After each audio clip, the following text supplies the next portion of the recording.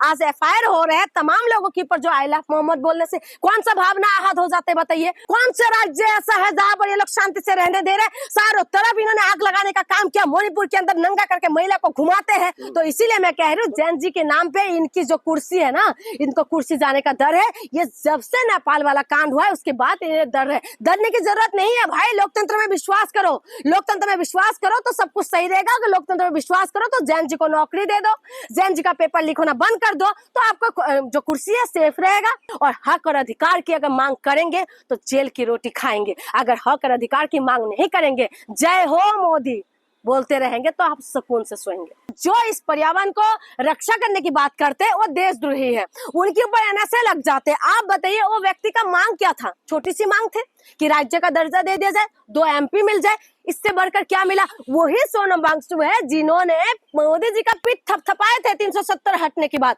और वही इनका भक्तों का टीम है जो उनको बदनाम करने के लिए कहीं का नहीं छोड़ रहे हैं।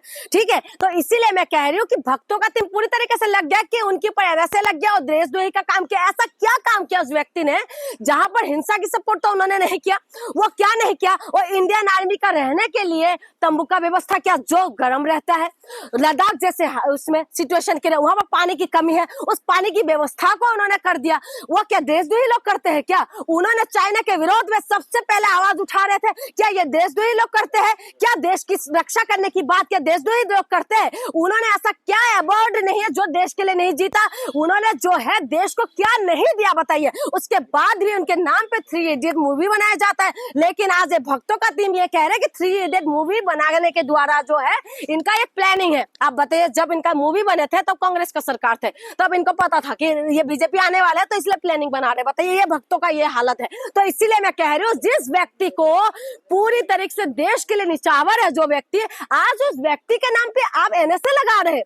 तो मैं कहती हूँ कि जो भी बीजेपी को ज्यादा बोलते हैं ना कि बीजेपी बहुत अच्छे है, आप खुद समझिए। आज अगर बीजेपी का आप थपथपा रहे हो ना, काल अगर अपने हक और अधिकार की बात करोगे तो आपके ऊपर भी एनएसए लगा दिया जाएगा। जब एनएसए का कानून लाए थे तो ये लोग क्या बोले थे कि आतंकवादी के लिए व्यवहार होंगे, लेकिन आज एनएसए का कानून किस किस के ऊपर लग रहा है बताइए? वो किस तरीके से एनएसए लगाते हैं, सीधा जेल के अंदर कर देते हैं। ये क्या हमारी लोकतंत्र है? हम जिस लोकतंत्र के अंदर रहते हैं हमारी लोकतंत्र मजबूत लोकतंत्र है, लेकिन यहाँ पर कोई गोली में छाती पे गोली मारने की बात करते राहुल गांधी के ऊपर, लेकिन उनको नहीं जेल के अंदर होता है। अनुराग आचार्य जैसे व्यक्ति जो छाती फाड़ने की बात कहते हैं कि सीजीआई के लिए, उनको जेल के अंदर नहीं होते। ऐसा व्यक्ति जो महिलाओं के लिए गलत शब्द बोलते हैं लेकिन वो जेल के अंदर नहीं होते। लेकिन जो व्यक्ति आवाज उठाएंगे हक और अधिकार के लिए, उनके ऊपर एनएसए भी लगेंगे, उनको डंडा भी पड़ेगा और उनको जेल के अंदर बंद भी होंगे। आज एफआईआर हो रहे हैं तमाम लोगों के ऊपर जो आई लव मोहम्मद बोलने से कौन सा भावना आहत हो जाते बताइए? तो इसीलिए मैं कह रही हूँ कि ये सारी चीजें जो है अगर आप आवाज उठाएंगे तो आपके ऊपर एनएसए भी लगेगा,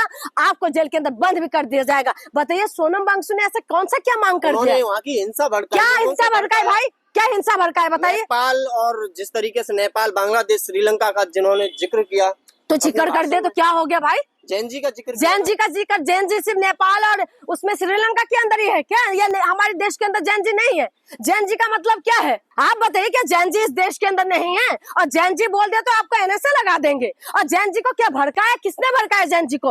उन्होंने बार बार शांतिपूर्वक प्रोटेस्ट हो रहा था, 5 साल से हो रहा था वहां पर प्रोटेस्ट। आप बताए, मेन स्ट्रीम मीडिया नहीं दिखा रहे इसलिए जनता को पता नहीं है। 5 साल से लगातार जब प्रोटेस्ट करने वाला व्यक्ति जो शांतिपूर्वक प्रोटेस्ट कर रहा था, जो जिसने चाइना को आंखें दिखा रहे थे, लेकिन मोदी जी का लाल आंख तो ऐसे पड़े हुए, लाल आंख तो दिखाते नहीं है, तो सोनम ने ही दिखा दिया, लेकिन उस व्यक्ति के ऊपर एनएसए लगा दिया। आप खुद समझिए। तो सोनम वांगचुक भी तो बीजेपी के समर्थक थे। तो समर्थक, वही तो कह रही हूँ, जब तक समर्थक रहोगे तब तक बढ़िया है, और जब भी हक और मांग करोगे ना तभी तुम्हारे पर डंडा पड़ेगा अच्छे से, तभी एनएसए लगने वाले। तब तक तुम लोग जब तक भक्त बने रहोगे, अनभक्त जब तक बंदे रहोगे तब तक सब कुछ बढ़िया, सब कुछ चंगा सी रहेगा तुम्हारी। और जिस दिन तुम आवाज उठाओगे उसी दिन बीजेपी अपने दफा दफा कर देंगे। हुआ है ना वही चीज। आज देखिए सोनम वांगचुक वही है जिन्होंने 370 हटने के बाद ट्वीट करके बताया था, जिन्होंने बहुत खुश हुई थी और वीडियो भी जारी करे थे, लेकिन आज देखिए क्या हालत है। इसीलिए मैं कह रही हूँ, आज उस व्यक्ति को क्या बना रहे? देशद्रोही बना रहे। आज वो व्यक्ति के ऊपर एनएसए लगा दिया, वो भी लद्दाख से सीधा राजस्थान के जोधपुर जेल में भेज दिया। खुद समझे कि बीजेपी किस चीजों का है। इसीलिए आप और हम किसी खेत की मूली नहीं है। जनता कह रही है कि सोनम वांगचुक को सरकार ने एक षड्यंत्र के तहत गिरफ्तार किया है। बिल्कुल यही है, और क्या है बताइए? आप बताइए कि लद्दाख की हरी भरी पहाड़ियों में जो कुछ छुपा हुआ है, इनकी दोस्तों की इस पर नजर है। मैं नॉर्थ ईस्ट से आती हूँ, आप गौर करिएगा, मैं नॉर्थ ईस्ट से हूँ, मैं असम से हूँ। और उसके बाद मेरी नॉर्थ ईस्ट में कुछ टाइम पहले 2011 में मैं गई थी मेघालय के अंदर, और मेघालय की जो खूबसूरती थी, इतना ज्यादा सुंदर था। जो सेरापुंजी है, सबसे ज्यादा वर्ल्ड में सबसे ज्यादा जहाँ बारिश होते हैं, वहां की खूबसूरती जो थे, पहाड़ इतना सुंदर थे। लेकिन आज की डेट पे आप चला जाइए, मैं लास्ट अभी 4-5 महीने में होके आई हूँ, आप वो खूबसूरती वहां नहीं है। जिस जगह के अंदर आप बादल को ऐसे छू लेते थे ना, आज वो खूबसूरती नहीं है। क्यों? क्योंकि पहाड़ काटा जा रहा है। क्यों? क्योंकि आज वो पहाड़ पर्वत किसके हाथ में दे रहे हैं बताइए? आज उसमें किसकी नजर है? लद्दाख में वो जो है ना, ये बैरिकेड बन के खड़े थे। जो सोनम वांगचुक है, ये बैरिकेड बन के खड़े थे क्योंकि मोदी जी का जो दोस्त है वहां पर कब्जा नहीं कर पा रहे, वहां जा नहीं पा रहे। वहां के अंदर कहते हैं बहुत कुछ छुपा हुआ है, इसी वजह से उन पर नजर है। और उस नजर में ये सबसे बड़े जो है, और ये दीवार बन के खड़े हैं, इसी वजह से इनको तुरंत हटा दे। कुछ तो बहाना चाहिए ना। आप बताइए कि वहां पर जैन जी रोड पे आ गए, पहले से तो आ रखे थे।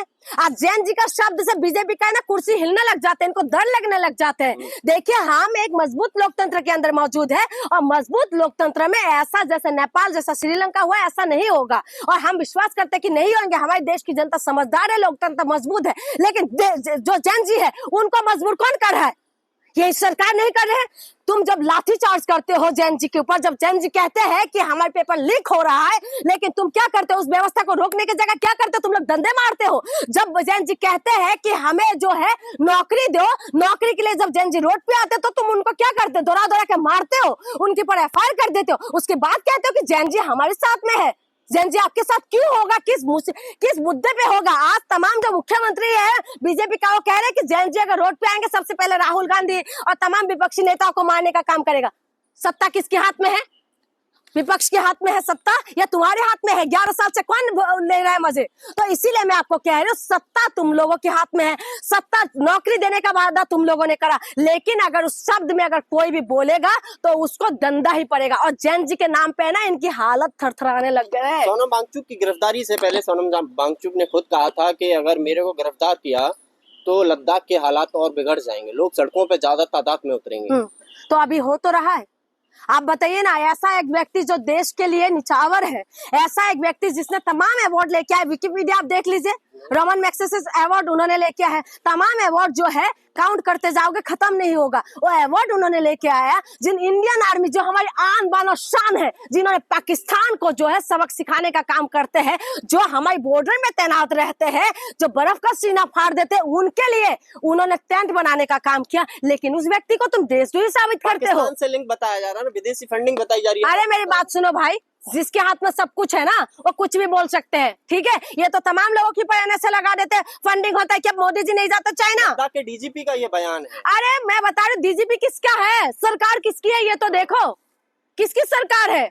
आप बताइए, अगर वो वहां गए थे, जो उनका वीडियो दिखाई दे रहा है, वो वहां पर क्या बोल रहे हैं? वहां जब पाकिस्तान की डॉन का जो न्यूज़पेपर की बात कह रहे हैं, तो वहां पर क्या पर्यावरण के लिए तो गए थे ना? तमाम राज्य में, तमाम उसमें जाते हैं, जो देश विदेश में भ्रमण करते, तो हमारे मोदी जी भी तो गए थे चाइना।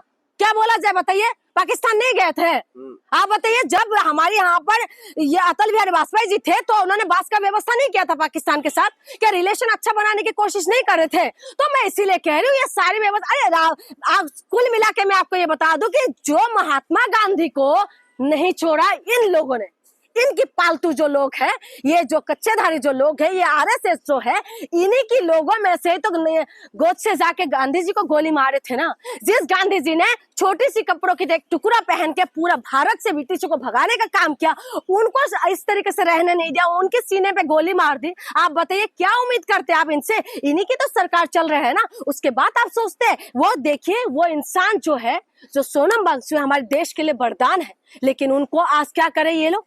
आज इनको गलत साबित करने की कोशिश कर रहे हैं। कोई चाइना का एक वीडियो जो इनके कॉमेडियन किसी ने बोला था, उस वीडियो को वायरल कर रहे हैं। वो उनके ऊपर इस तरीके प्रूफ करने की कोशिश करे कि देशद्रोही है। लेकिन इंडियन आर्मी को पता है इंडियन आर्मी के लिए क्या क्या है, देश को पता है कि देश के लिए क्या क्या, और लद्दाख वालों को पता है कि लद्दाख के लिए क्या क्या। आज लद्दाख इतना शांत उसमें राज्य है, इतना लद्दाख के अंदर पूरी तरीके से शांति रहते थे। कभी सुना लद्दाख के अंदर ऐसा होता है? लेकिन जब से ये बीजेपी आया है तब से सारी हरियाली को खत्म करने का काम इन लोगों ने किया। आप बताइए, लद्दाख से लेके मणिपुर तक कौन सा राज्य ऐसा है जहां पर ये लोग शांति से रहने दे रहे हैं? चारों तरफ इन्होंने आग लगाने का काम किया। मणिपुर के अंदर नंगा करके महिला को घुमाते हैं। मणिपुर के अंदर आग लगाने का काम किसकी सरकार में हुआ है? ये बीजेपी की सरकार में हुआ है। हम नॉर्थ ईस्ट ने इनको क्या कुछ नहीं दिया। उसके बाद लद्दाख इतना शांतिपूर्वक रहने वाले जो राज्य है उसमें क्या हुआ है? आज हिंसा किसी भी कार्य का समाधान नहीं है। और सोनम जी ने बार बार बोला था कि जो हिंसा नहीं होना चाहिए, हम भी सपोर्ट नहीं करते, लेकिन उसको रोकेगा कौन?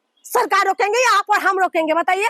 तो इसीलिए मैं कह रही हूँ, जैन जी के नाम पे इनकी जो कुर्सी है ना, इनको कुर्सी जाने का डर है। ये जब से नेपाल वाला कांड हुआ है उसके बाद ये डर है। डरने की जरूरत नहीं है भाई, लोकतंत्र में विश्वास करो। लोकतंत्र में विश्वास करो तो सब कुछ सही रहेगा। अगर लोकतंत्र में विश्वास करो तो जैन जी को नौकरी दे दो, जैन जी का पेपर लीक होना बंद कर दो, तो आपका जो कुर्सी है सेफ रहेगा।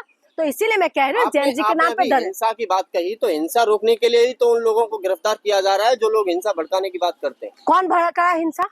देखा है हिंसा भड़कता हो? हिंसा किसने भड़काया? यहाँ पर ने नूह पे जो हिंसा हुआ था वो किसने भड़काया था? हाँ, अभी जो यहाँ पर हुआ था यूपी के अंदर जो हो रहा है, बरेली के अंदर जो हो रहा है, बताइए। और उसके बाद संभल के अंदर जो हुआ है, बहराइच के अंदर जो हुआ है। सुनिए, सरकार जिसका है ना, अगर सरकार अपने में आ जाए और पुलिस अपने में आ जाए, जब पुलिस के जो खाकी वर्दी में जो पावर है ना, तो हिंसा तो छोड़ दो, चप्पल तक चोरी नहीं हो सकते। हिंसा और बीजेपी के दफ्तर में आग कभी नहीं हो सकते। ये खुद समझे कि किसका फेलियर है। हिंसा भड़काएंगे? कौन हिंसा भड़का रहे? 5 साल से वो लोग शांतिपूर्वक जब प्रोटेस्ट कर रहे हैं तो उनका बातें क्यों नहीं सुन रहे? वही इंदिरा गांधी थी ना, तो सोनम वांगचुक की जो पिताजी ने रखा था, फास्टिंग रखी थी, जब डिमांड कर रहे थे, तो यही इंदिरा गांधी थी ना जिसने जूस का गिलास जाके दिए थे। लेकिन मोदी जी नहीं सुन सकते थे इनके। तो इन्होंने जो है इनकी खुद बता रहे थे कि हम इनकी डिमांड को पूरा करेंगे, उसके बाद क्यों नहीं करें? बीजेपी क्यों ऐसे करते हैं कि पहले वादा करते हैं उसके बाद तोड़ देते हैं? क्यों करते हैं ये सारी चीजें? ये बीजेपी करते हैं। आज जो ये चीजें जो हो रहा है, देशवासियों को समझना पड़ेगा कि ये जो काम हो रहा है ये सिर्फ और सिर्फ आवाज उठाने की वजह से हो रहा है। और हक और अधिकार की अगर मांग करेंगे तो जेल की रोटी खाएंगे। अगर हक और अधिकार की मांग नहीं करेंगे, जय हो मोदी बोलते रहेंगे तो आप सुकून से सोएंगे।